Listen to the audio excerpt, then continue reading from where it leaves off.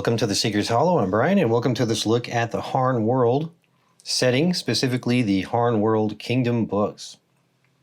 Now, Harn is a setting that is one of the mainstays of the TTRPG world. It has been around for quite a long time, since well back into the 80s. The setting of Harn itself is nothing particularly new.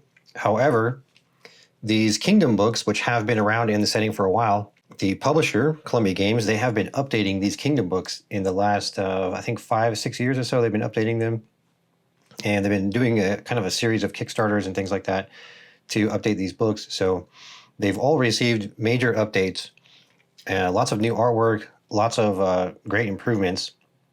And I think they were already good before, even though I don't have any direct experience with them. But these new ones, relatively new ones, if you're just stumbling onto this, I think you're going to be pretty shocked by just such an incredibly well-crafted setting that you've got here.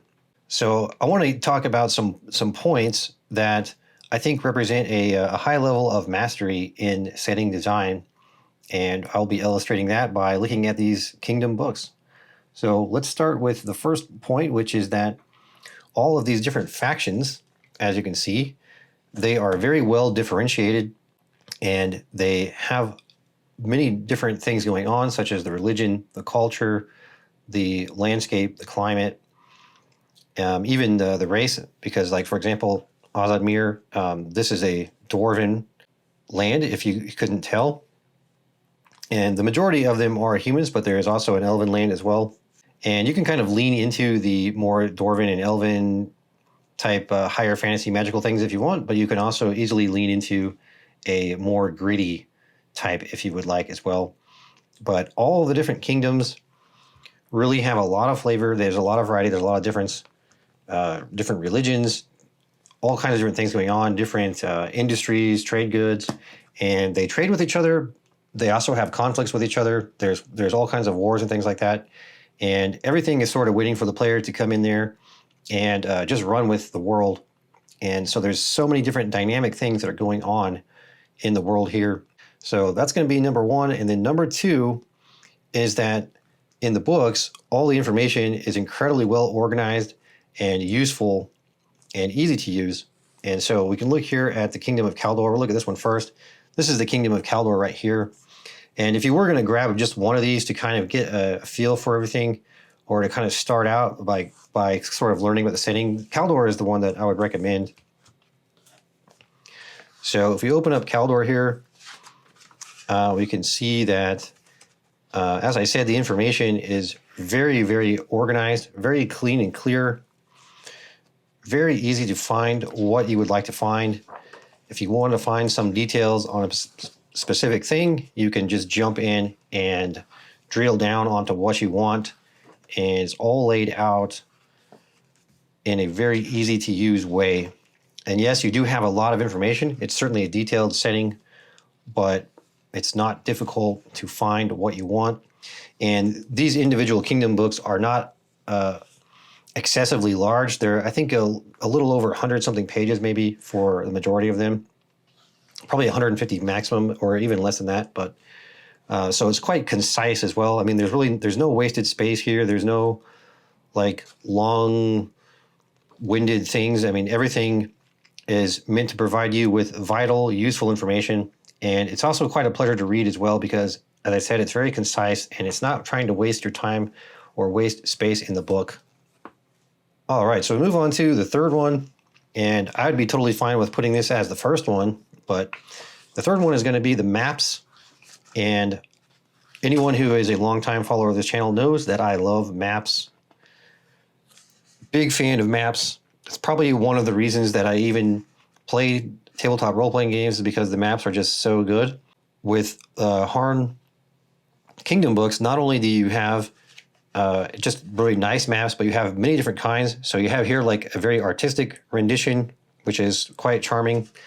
But then you see on the next page, you have got a very, very detailed, very realistic map with all kinds of places marked and your distances marked, elevation, just everything really. And so you have a great variety of maps. The maps are also from a very large variety of scales as well. So you have large scale maps, you've got medium scale maps, you have town maps, you've got city maps and castle maps.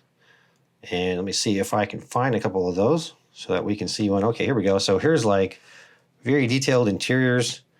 This is probably maybe a small castle or abbey of some sort. You can see you've got detail all the way down to the individual rooms, and all these things are numbered. It's not just a little map sitting there. You've got a lot of detail with everything, and again, very well laid out and concise. So, we got something going on that page. But anyway, let's look at this page. So, right here, this another castle. So all kinds of different maps, very, very well detailed. Oh, here's a beautiful castle map right here. So, I mean, the maps are just lovely. I could pretty much sit here for an hour and just go through and enjoy the maps. So here's a nice map right here. All right, and then the next one we're going to look at is the artwork, and it's not just that the artwork is good and fits nicely together in the book, but it's also that the artwork is very evocative. I find that it's probably one of the most evocative settings that I've seen in terms of the artwork that is supplied, with the books.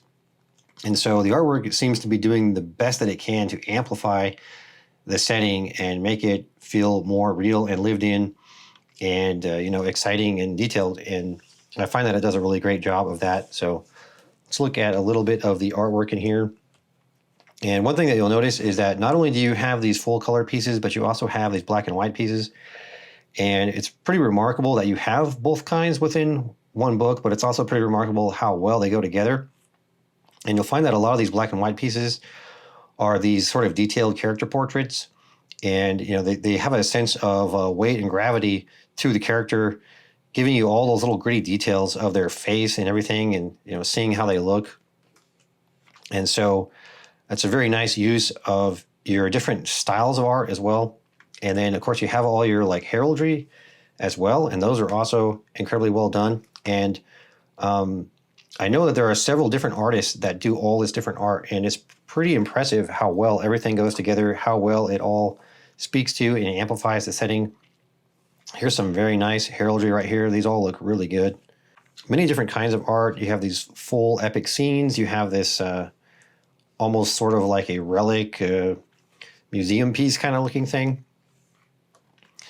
So, yeah, and then even with the maps, you have these very artistic renditions of the maps. So, yeah, just everything that you can see here really goes toward amplifying the setting, making it usable, making it enjoyable, making it evocative, making it fun and detailed. So it's pretty incredible how well all the different parts come together to make this a very incredible setting. And one final great thing about the setting is that you could use this with pretty much any system that you would like, because this is a system agnostic setting. So you could even use it with Dungeons and Dragons. There's definitely people out there who do, and you could easily make it work for that. So if you're looking at this thinking, well, I don't know if I want to get into Harn and get into all this detailed stuff, well, you could easily just throw this into a little bit more laid back system, like, even Shadow Dark or something like that, and go through here, and it would be a lot of fun.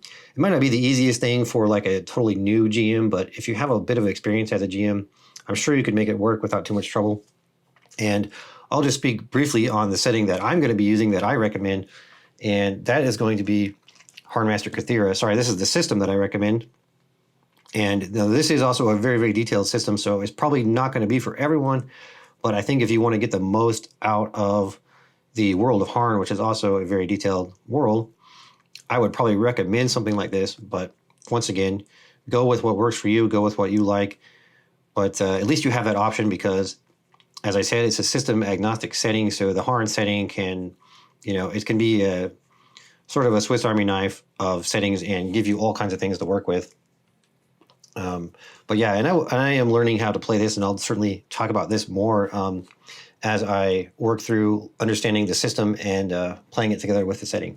So I hope you have enjoyed this look at the HarnWorld and the HarnWorld Kingdom books and the design points that I really like about it. So thank you very much for watching, and I hope to see you in the next one. Take care.